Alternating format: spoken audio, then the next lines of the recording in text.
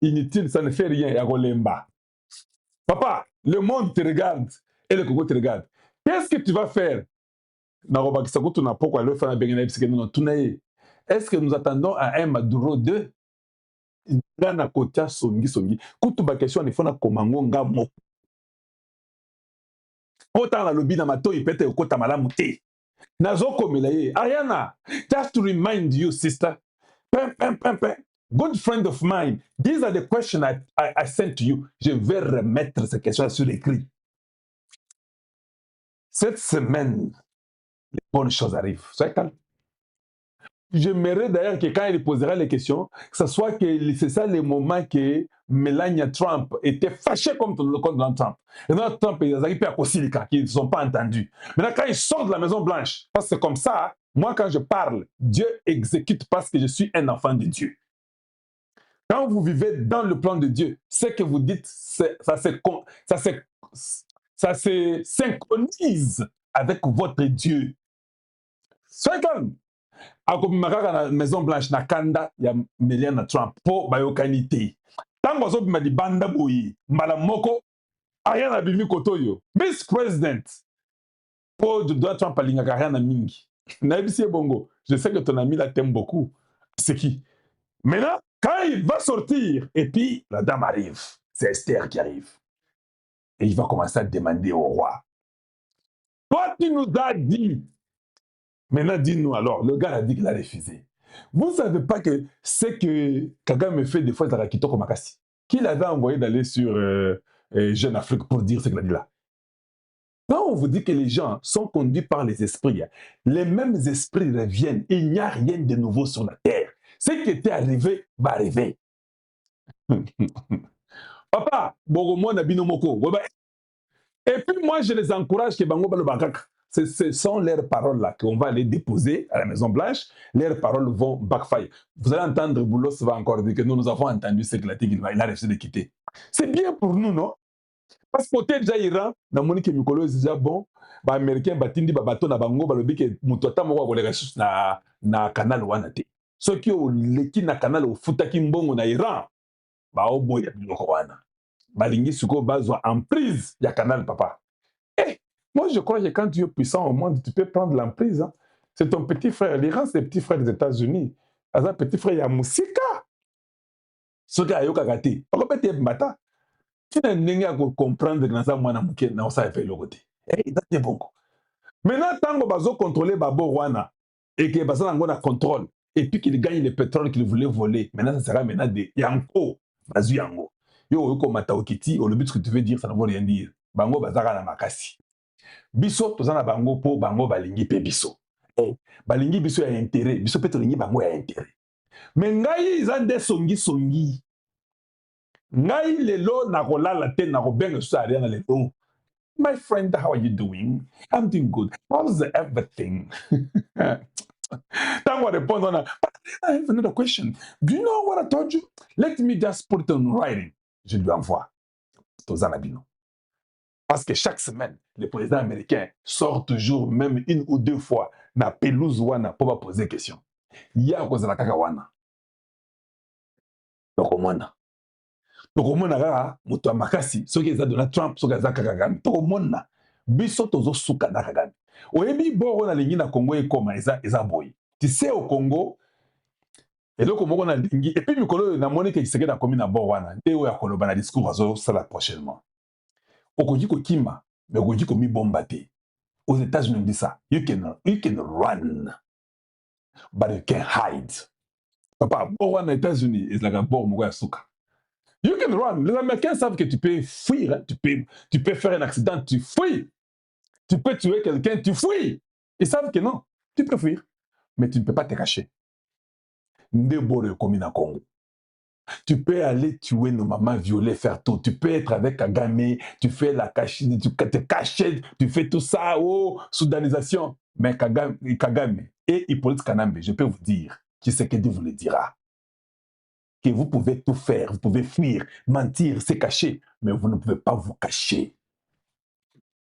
We're gonna get you. Nous allons vous avoir. Et c'est l'esprit que je veux que tous les Congolais aient cet esprit-là. Il faut que tout Congolais ait l'esprit que, ah, tu as fait du mal au Congo. Ça va, tu peux fuir, tu peux mentir, tu peux entrer à gauche, pas à droite, mais au commis bomba, t'es trop joyeux. Il y a les gens dans les médias, j'ai ça, mais je n'ai pas eu seulement le temps de mettre pour vous. Dans les médias, il y a les gens qui sont des résidents des États-Unis, en train de soutenir le média iranien qui parle mal des États-Unis. Lobby, Marco Rubio les a tous ravis les cartes des résidences. Hein? Nantes Labino, que j'aille mettre pour vous. Oui, oui, on les a confisqué la carte de résidence. Les États-Unis étaient au courant que ces médias-là supportaient l'État de l'Iran. On les a ravis leur carte de résidence. Chez nous, il y a un certain Moïse Nyarugabo qui peut venir parler. Il y a un certain Robert Roy, des Rwandais de sang, des Tutsis. Ils viennent, ils parlent, des politiques Kanambi, ils viennent, ils parlent, et puis ils sont là. Et ils ont encore droit à la résidence congolaise. Il faut ravir ça.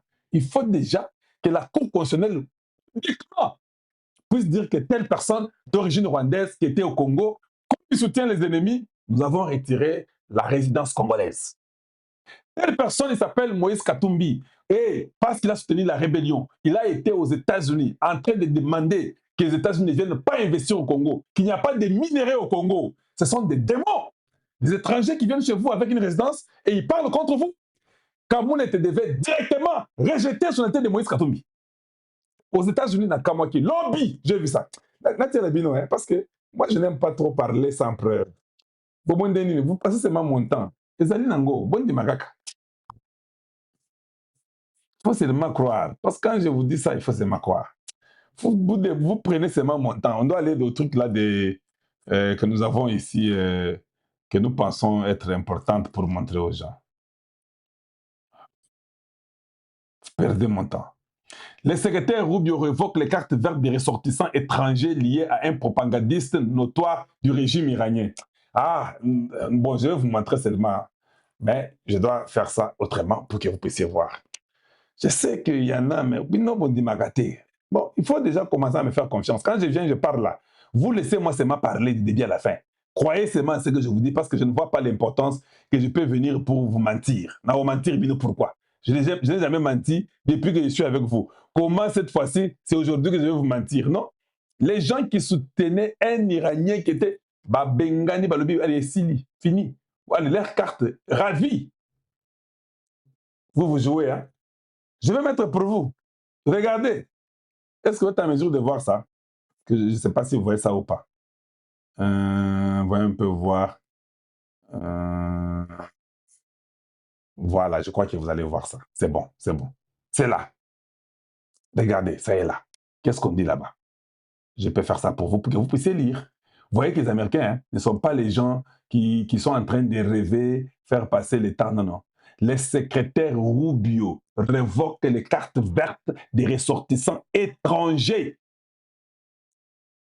liés à un propagandiste notoire du régime iranien.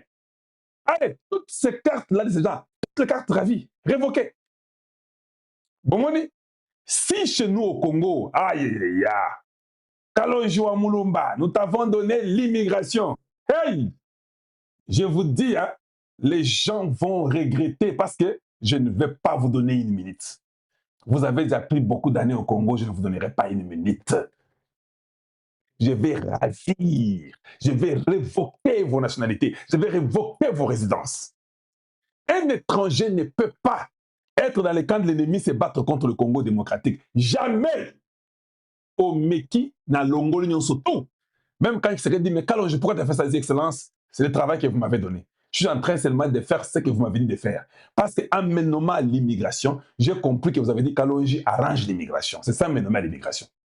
Je vais nettoyer. Oh non, nous sommes les Banyamulenge. J'enlève ces histoires-là, je casse tout. Je fais entrer là-bas au Parlement. Je demande que le Parlement, je vais demander aux députés, venez poser-moi des questions.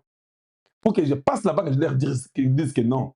Nos tribus sont nos tribus. Il n'y a pas un étranger qui peut venir prendre le nom d'une montagne ou d'un village ou d'une forêt congolaise. Non, tu es rwandais, tu le restes, mais tu peux avoir son congolaise quand tu es dans le bon. Et même pour que tu aies la société congolaise, je dois vérifier, être sûr que tu n'as pas une mauvaise bonne vie et mœurs. Si vous avez une mauvaise bonne vie et mœurs, je vous ravis votre résidence congolaise. On ne peut pas accepter qu'un étranger vienne se prostituer au Congo. Nous avons des Congolais qui se prostituent, c'est déjà beaucoup. Nous les punissons. Et nous faisons tout pour qu'il y ait une bonne vie et mœurs au Congo. Tous nous, les Congolais. Il y a déjà des bandits au Congo que nous voulons éradiquer nous-mêmes. Toi, un étranger, tu viens chez nous pour être Congolais. Toi, tu deviens bandit. Tu deviens en train d'intoxiquer les gens. Tu prends les petites filles. Tu fais la prostitution. C'est le même jour que j'apprends. Tu pars chez toi seulement comme tu es là. Tu n'arriverais même pas dans ton appartement. J'ai dit, tu pars comme tu es là. Tu n'arriveras même pas dans ton appartement. Et c'est comme ça qu'on doit commencer à respecter les pays. Quand Tshisekedi vous donne un poste, ça veut dire qu'il vous a donné ce pouvoir de travailler et de réaliser ce poste dont on vous a donné le rôle en question en sa plénitude. Nouveau Sagana. Donc, les gens jouent avec une nation. Les gens viennent au Congo. Ils font du n'importe quoi. Ils se jouent de nous. Papa, vous, les gens du M23, je vous dis, vous perdez votre temps. Il n'y a rien dedans. Voilà les gens comme les Claude Dibalang que vous retrouvez dans la délégation qui va en Suisse. Ce sont les gens que le président Tshisekedi avait nommés, qu'il a fait confiance. Excellence, il est temps d'arrêter de nommer tous ces troubadours, de nommer tous ces bandits de grands chemins qui viennent vous embrouiller avec des histoires inutiles. Nous sommes tel groupe. Il faut mettre fin à tout ça. Il n'y a pas un gouvernement de 53 personnes qui aidera le Congo. Aider une nation, la réalité est qu'on n'a pas besoin de 53 personnes. Si vous avez 10, 15 personnes sérieuses, vous changez le Congo. Vous travaillez avec eux comme des ministres. Everything is good. Toi, tu pensais que quand Tshisekedi venait vers toi, Tshisekedi est faible. Oh, Tshisekedi cherchait seulement à te détruire. Mais à Maneko Luka, Ayeba et Siko Yovandi. On ne peut pas faire la guerre à une personne dont on ne maîtrise même pas le mode opératoire. Pour nous comprendre ça, il faut y avoir mode opératoire. On peut savoir un exemple, les mots qui beaucoup comprendre. Tant que tu as dit Kabila Awa, Kabila a utilisé la musique, non? La télécommande. Alors, finalement, tu as la télécommande dans la musique. À la fin de compte, Kabila a compris que aussi longtemps dans le Congo, je devais quitter le Congo. J'ai le droit de quitter le Congo. Le Bindi Abima, Abima na hypothèse à kokende kosala étude. Akende kosala ba thèse na yi. Abima qui pose à la facilité à ça. C'est-à-dire, si vous êtes avec une personne, vous avez moins de difficultés. Mais ceux qui vous ont lointaine, tu peux utiliser bateau baza tout à tour. Tout autour, je m'excuse. Tout autour. Bateau baza tout autour. De te utiliser. Parce que abimisi la vérité à la classe politique on n'est plus avec les Américains malgré nous tout sali malgré na sali appel baya ba partager na ngai kuibuka les Américains ont refusé l'administration Trump ont refusé Kagame n'a plus Azatane loko kolubate et pas ya Donald Trump ni son administration ni pas ya banani ba Marco Rubio et loko zati et loko zati et c'est par là il va maintenant décider ces derniers ba communicateur ou apane ko pesa mbongo ba komi ko jouer double J parmi bango atangi Pierrot Louara et atangi na Jean-Luc Oyo alors il faut ba boma bango. Si Pierrot Louara, on commis une triple infraction. On a un problème na Belgique, on a un problème na Congo, on a un problème na Rwanda. Où tu vas aller? Rwanda ma casse, il peut utiliser tous les moyens pour atteindre na poto. Poison tout pour sous. Kagame à kota, pesa qui est accès. Imaginez, na pesa un exemple. Ba français ba leli. Comment un Rwandais peut se retrouver dans OFPRA pour identifier les problèmes et les problèmes en France. C'est pas facile. Non, côté là qui bango déjà. Côté là qui bango. Bandeko ba Congolais, Museveni boyo kamaka Museveni alo Museveni lobby avandi kaka yemoko na ba discours au nom toujours féliciter accord et salami d'ailleurs jour ba signé ki accord biso Uganda to sepelaki makasi nde to sepelaki mais boye bakake accord eko traité kaka parti ndambu ya conflit alobi bien parti ndambu ya conflit parti mususu ça ne dépend pas de l'accord alobi parti ndambu et par là tozongi na makambo ya pacte social. Quel était le rôle ya pacte social bandeko ba congolais? Pacte social rôle nango ezalaki nini si vous allez vous souvenir? Rôle ya pacte social, d'abord le pacte social et simbamaki na Kenya, na Rwanda, na Uganda. C'est-à-dire, lorsqu'il y a un dialogue, le Rwanda va se retrouver, Kenya va se retrouver, Uganda va se retrouver. Museveni savent déjà que Tshisekedi a un calcul pour la Calbert. Ayebi yango. Que na matana kita la Calbert, Tshisekedi a déjà un calcul. Malgré Otika pour Abenga Kibiso, mais le président Tshisekedi avait refusé. Nous sommes allés vers Museveni, Museveni a boyaki.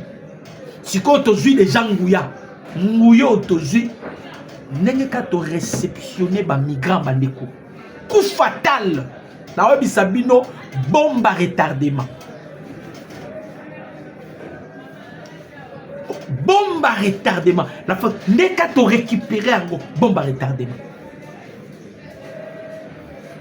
Bango moko ba moni. Bango moko ba moni. Je vais expliquer et loko lisusu bien makasi bandeko boyo kaba congolais. Monesco na mboka na biso. Ayaka Monesco te. Monesco na mboka na biso ayaka Monique. Bokanisa bien bandeko ba congolais. Tango ayaka Monique ayaka na mission.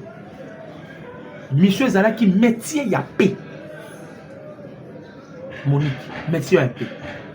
Alors, lorsque les Américains ont pris maintenant les engagements à ce que va imposer la résolution 2773 et la résolution 2808, les Américains, après Bitou Keïta, pour votre information, après Bitou Keïta, les Américains ont décidé que Bitou Keïta soit Moutoya Monisco. Les Chinois ont dit. Pourquoi la Chine avait refusé? La Chine a combien a déjà intérêt à Congo, combien de difficultés, surtout que le président Tshisekedi a qui plus question il y a exploitation, il y a cobalt et il y a coltan.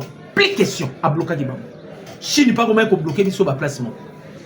À la fin des comptes, il faut certifier M. James qui fit ami intime du président Tshisekedi. Moutazu bateau et commandement a dévoilé maintenant la mission précise de Monisco. Boyebi mission ezanine boyo kayema kambalo.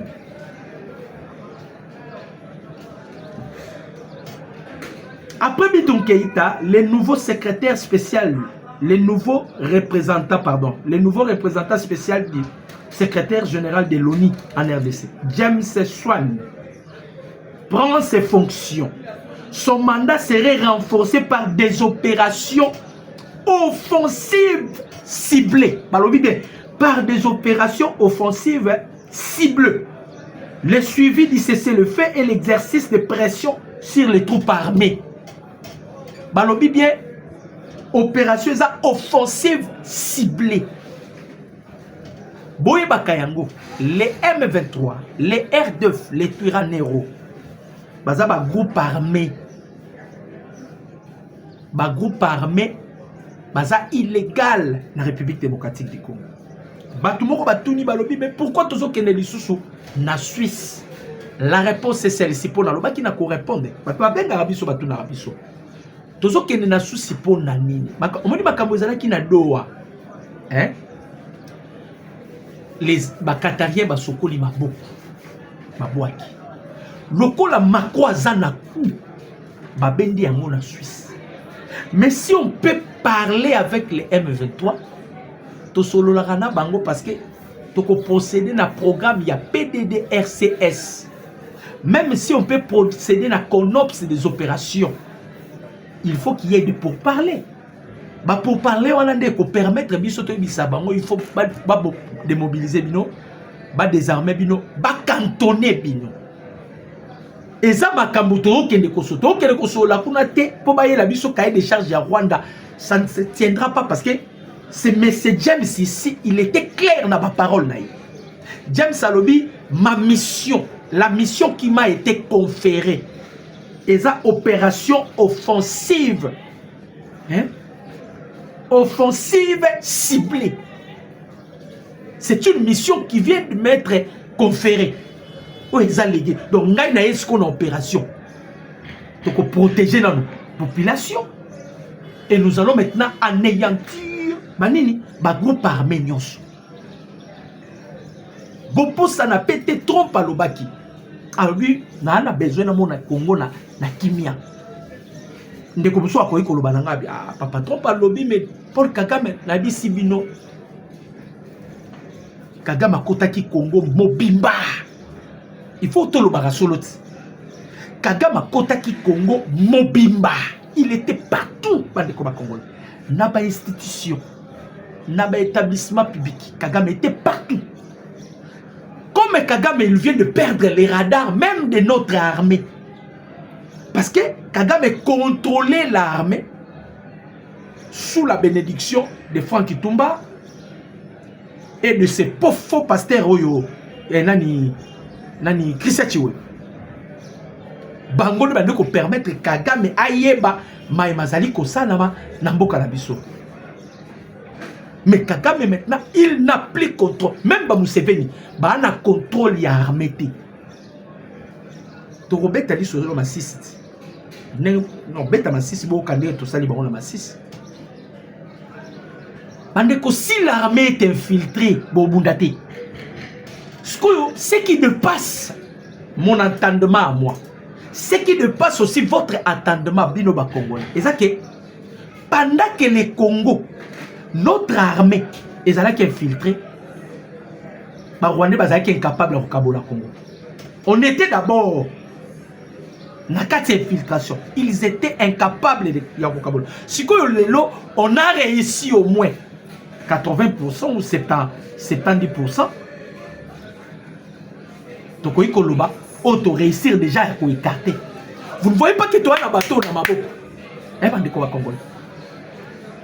tu as un bateau dans ma bouche. Pourquoi? Parce que tous les espoirs, si Kabila et Bisaki Bisso, je ne peux jamais vous dire au revoir, je vous dis à bientôt. Bande Konanga ba Congolais, Kabila était sire à Kozonga. Kabila était sire à Kozonga. Donc, n'a pas façon nyonso Kabila iba Kozonga. Secret mon quoi bimi. Boyoka secret. En tout cas, to loba, bolimbi sanga na lobaka, na panzateke, ndé bato ba lobaka, na panzateke. Na panzateke. Avant élection,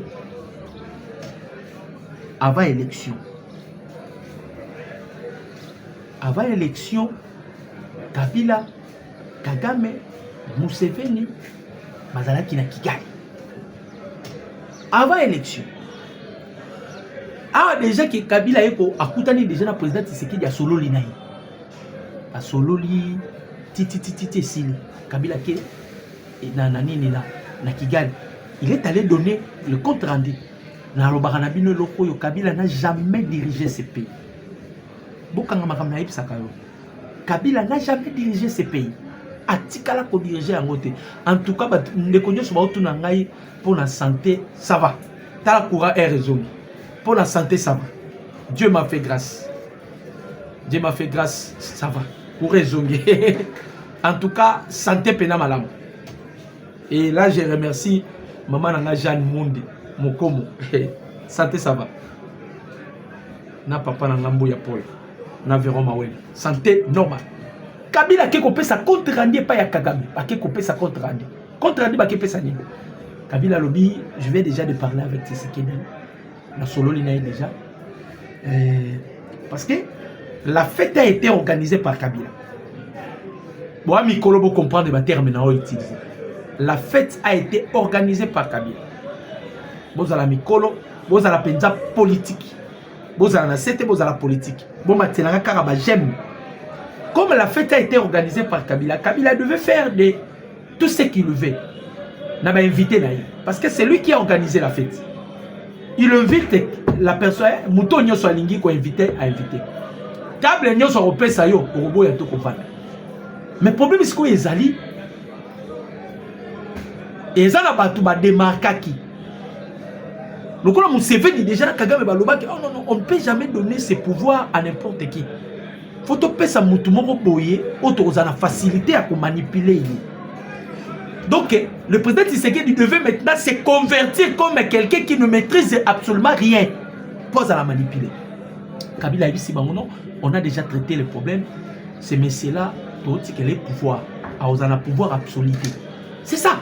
Ils ont un pouvoir absolu, tout ce qu'il a pouvoir, mais on doit récupérer cela. Dans combien de mois Kabila, mais ne t'en faites pas. Après 3 mois ou puis après 4 mois. Ça, c'est Kabila. Ça va, ça va. Je contrôle l'armée, je contrôle tout, donc ne t'en faites même pas. 1 mois, 2 mois, 3 mois. Babeli Kabila na Kigali et pas Kagame. Kagame a dit 3 mois yango. Rapport aux années. Ne t'en faites pas. Tourbe tabali. Baké réunion na Kingakati. Oh yo yo yo yo yo. Alexis Tambouemon. Alobi. D'ici là, non, comme président de la République, parce que va préparer déjà ma camounioso. Abina comme président de la République, ma calamité.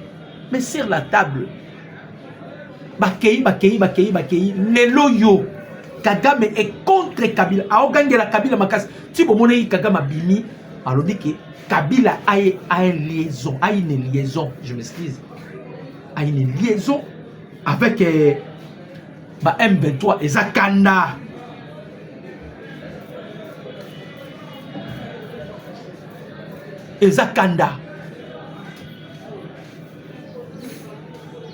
Ezakanda bandeko ba congolais pour makambo Kabila ebisaki eza makambo et monanité, il doit être en colère contre Kabila. Kabila komi ko compter ce qu'on a ba armée, a komi ko compter na ba mombondo, ça ne marche pas.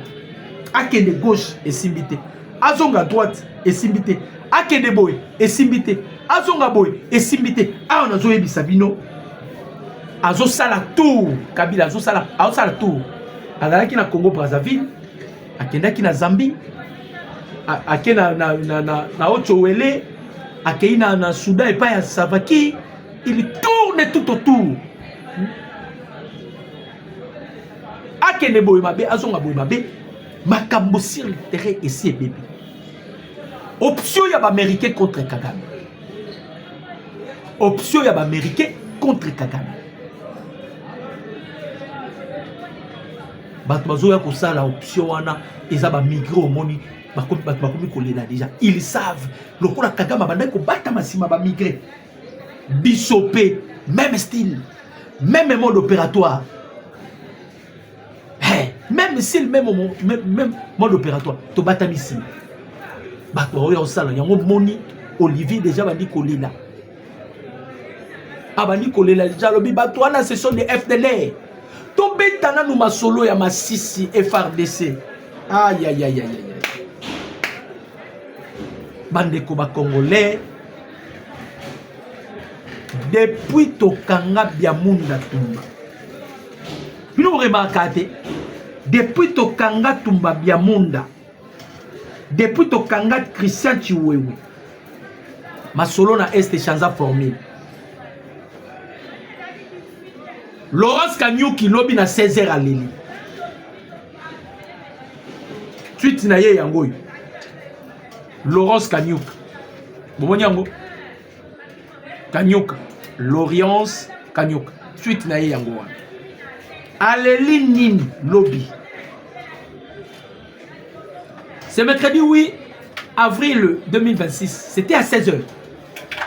Drone de combat de forces coalisées du régime de Kinshasa a frappé la zone de centre peuplée de Nyabiodo, dans les territoires de Massis. Nabisibino lobby Massis, c'est là qui ratissage.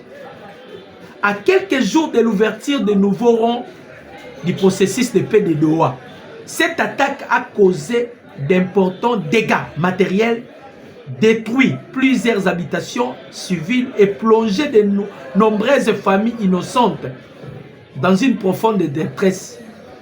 So moni bango ba lobby et détruire bandaku et détruire ba innocent ba nini. Bon convertir yango et pas ina bango. Bon convertir yango et pas na bango. Ba sui ba tak ya ba drone susceptible.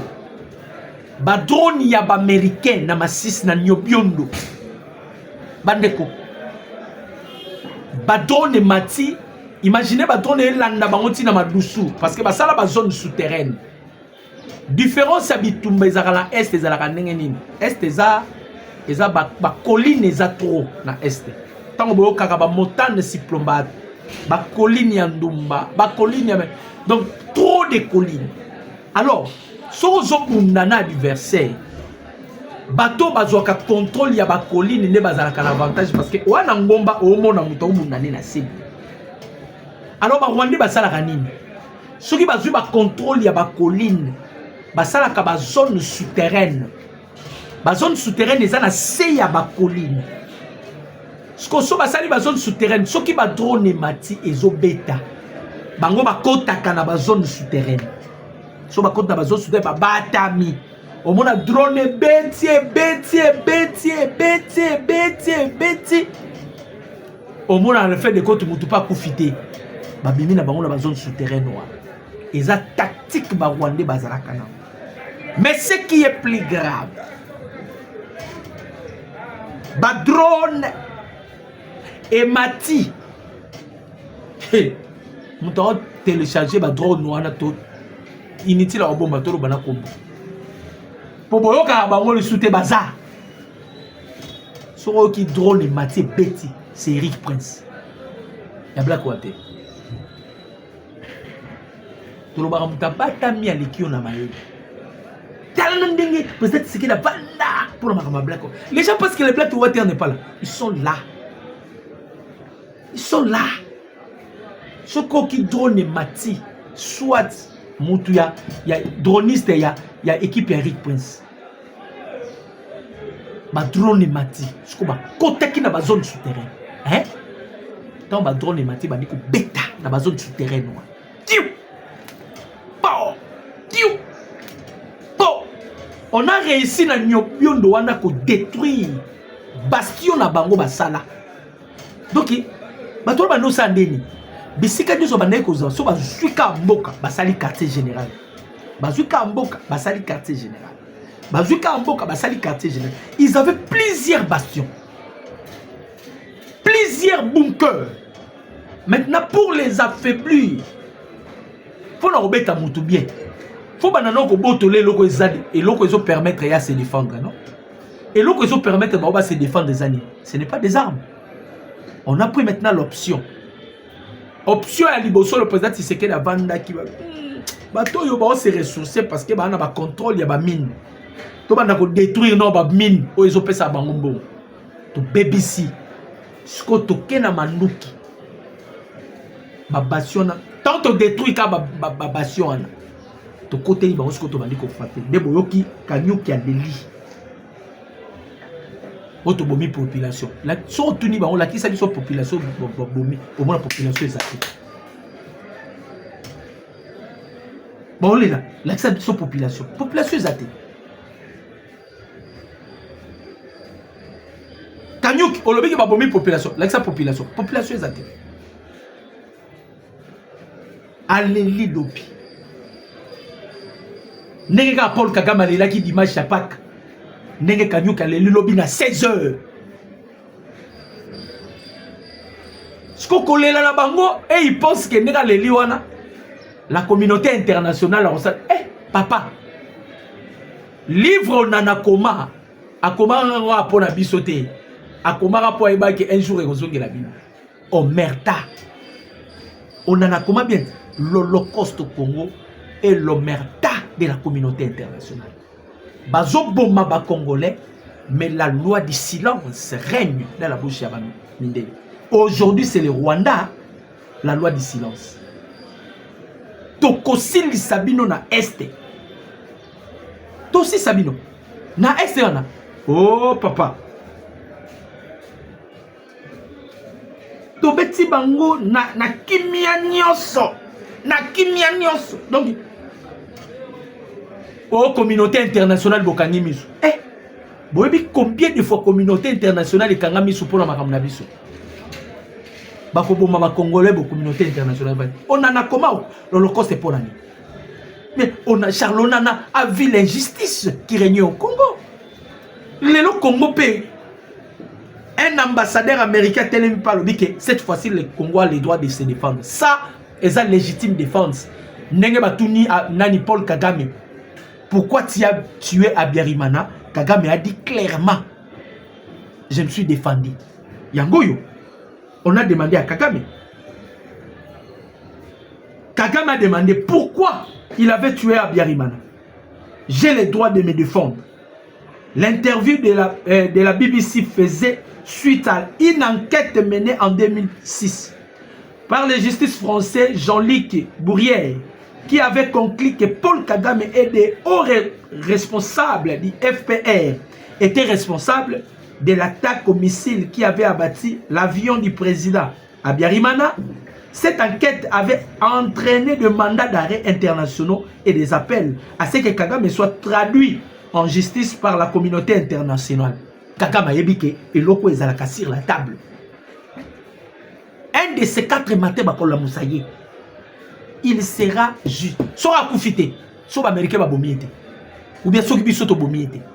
Nenga lobi na ye, il s'est déjà prophétisé avant de tuer les Rwandais, les Rwandais va vous tuer. A préparé, il s'est prophétisé. Abiyarimana andimi non. Alobi j'avais le droit de me défendre. Biso peto beti batouane est légitime parce que biso déjà balobaki cette fois-ci nous avons le droit de se défendre. Or normalement kutu et ça parce que président Tshisekedi est patient. Normalement la minute to ka peto la to lambeli bango pelo moko bien Kigali wana pe. To lambeli bango Kagame abobite bandeko ba Congolais. Kagame ke plus loin. Alors il a ma mesure défensive na Congo pour se protéger. Président Tshisekedi peut pour la mouki de ces 4 matins au frapper Rwanda. Na ma mesure défensive na Rwanda pour me protéger contre ma M23. Comment Rwanda peut se protéger au Congo? Nous aussi les Congolais, on doit se protéger à Kigali. Toké na ngopeka bon. Dossier à la haine. Dossier à la haine. Makamba Willy Manzi. Congolais nyonso na Canada, Nzamba Pambola. Je vous félicite. Nalobi na mino dossier à la haine makambo ya Willy Manzi. Ba Congolais ba se réunir. Ah non. Ba Congolais bino nyonso ba diaspora Canada. Bo pesinga sentiment fort. Et ça même loko bande ko bazaki na ngona ba Belgique, et ça même loko bande ko bazaki na France. Boyoka. Les Congolais sont en train de réussir à détruire le statut de Willy Manzi au Canada. Les procureurs ont atteint, les procédures ont atteint un niveau décisif. Merci Nabino, Bandekouana Canada. Le ministre de la Justice du Canada, a pris acte de l'enquête dénonciative faite par les ligues de patriotes congolais de la diaspora concernant Sueur Willy Ngoma et par Willy Manzi, qui est de la nationalité canadienne et d'origine rwando-ougandaise. D'après des sources documentées, cependant nommé par Kigali, vice-gouverneur du troupe terroriste l'AFC, le dossier de ces criminels de guerre a été transmis à la direction des crimes contre l'humanité et au service de la citoyenneté canadienne. Willy Manzi devait déjà réfléchir sur sa vie et celle des membres de sa famille après leur acte terroriste à l'est de la République démocratique du Congo. Les Congolais, ils sont allés saisir la justice canadienne. En tout cas, Nzamba Pambola bino bandeko ba Congolais.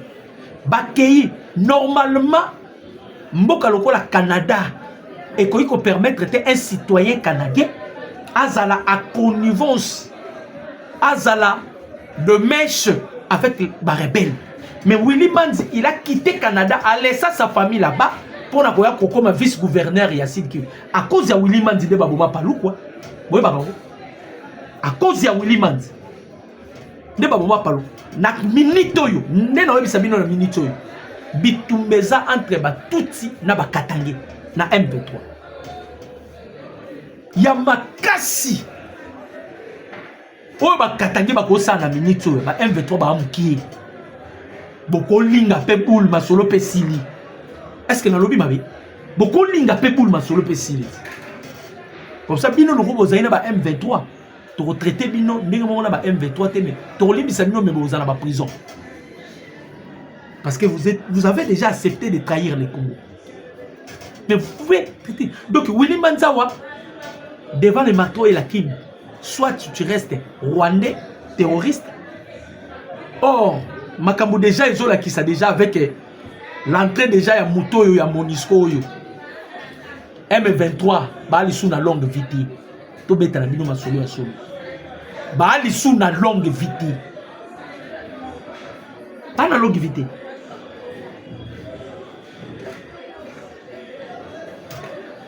Massissi depuis 6 heures, des combats s'opposent les M23 au Wazalendo à Nyange. Kibarizo, 2 km du centre. Les Wazalendo ont lancé une attaque surprise, délogeant les M23 avec plusieurs morts signalés. Des tirs se poursuivent, les Wazalendo avancent jusqu'à Kibarizo centre. Na minute Tookini.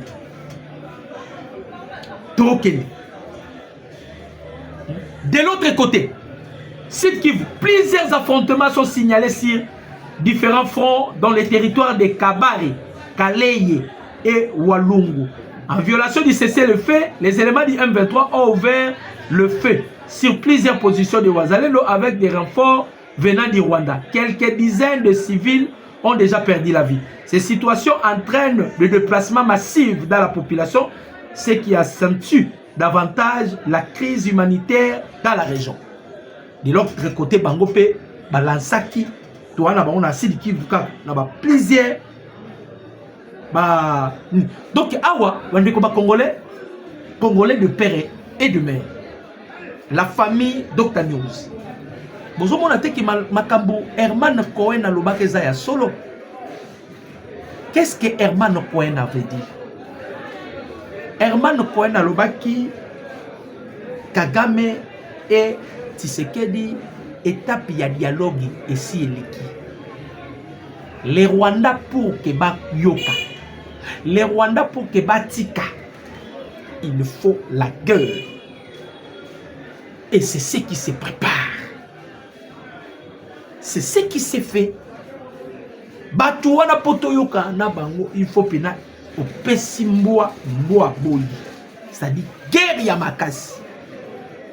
Kagama yoki penda lokito o nano yokate.